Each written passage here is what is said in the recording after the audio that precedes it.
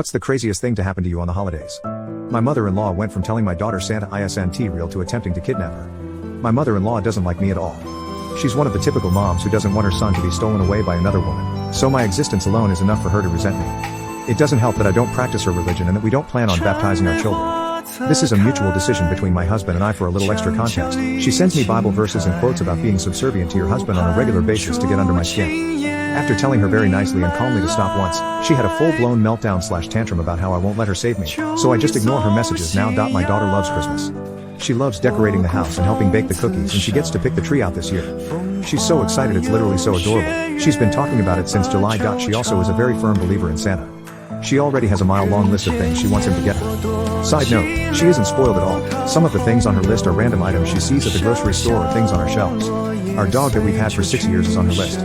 She just likes writing them. My mother-in-law was over today and my daughter was asking me to add another random item to her Santa list. As my mother-in-law heard her say it, she immediately responds to her saying that Santa isn't real, and that me and my husband are who buys the gifts under the tree. This obviously went over like a lead balloon with my child, but my mother-in-law looked pretty happy with herself for the poop storm she just created for me and for breaking my daughter's heart. I immediately told her to pack her poop and to get the F out of my house and that she wasn't welcome near my baby anymore. She tried to respond that she did us a favor and that our child shouldn't be thanking a man who doesn't exist for the nice things we do for her, so I responded that it was a rich statement coming from someone who has spent their entire life praying to a man who also doesn't exist. I also told her I was very sorry she let the devil breed hate in her heart. Then I slammed the door in her face. Husband is completely on my side and is completely shattered that his mom ruined something so special for our daughter, but we've received a few texts and calls from his siblings who think I was out of line and that I should be apologizing to her. I'm still so angry that I can't really judge for myself if I'm in the wrong or not, but so really don't think that I am.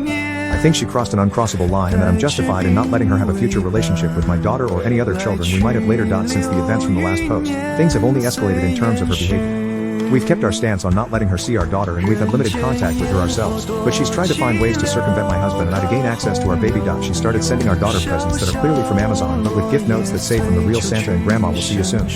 And other insane things like that.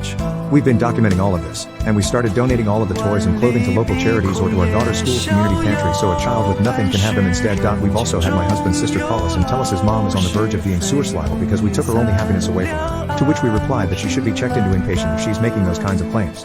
Sorry if I sound cruel, but I won't let someone manipulate me like that. We hadn't heard from anyone regarding mother-in-law in a week or so we started to feel like maybe she was calming down and accepting that this situation was caused by her own actions. What we didn't remember was that she's authorized to pick our daughter up from school. Yesterday, I got a call from the front office of her school saying that my mother-in-law had called and said she was on her way to pick our baby up for a surprise adventure with Grandma and to make sure she was waiting in the office so they could leave as quickly as possible. When I got this call, I literally grabbed my bag and walked right out of my job to be able to get to the school before she did. I also made sure her school knew that my daughter was not to be released to anyone other than myself or my husband.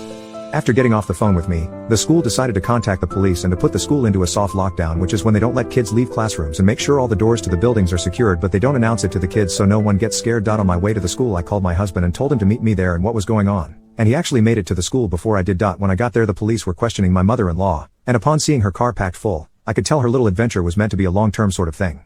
She was actually going to try to steal our daughter from us over Santa. The police took her away and her car was towed as well.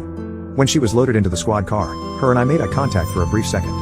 She tried to keep her scowl, but quickly her face crumpled and she started sobbing about how unfair this all is. She started crying even harder when the door was shut on her. As justified as we are, this was really hard to watch. I don't know how the legal system works, to be honest, but I'm hoping we can request that she be put into a mental health facility as opposed to a jail so she can receive the help she very clearly needs.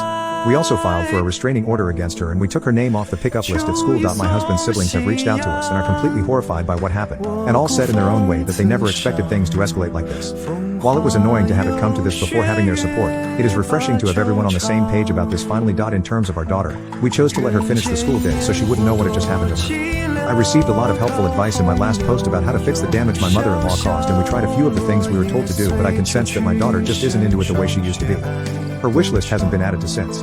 My brother-in-law has offered to dress up as Santa and get caught putting gifts under the tree to help reignite her excitement, which my husband and I both appreciate and are looking forward to. We also plan on sending her a letter from Santa telling her how excited he is to visit her and our dog this year, and I'll let you all know how this works out in the next update.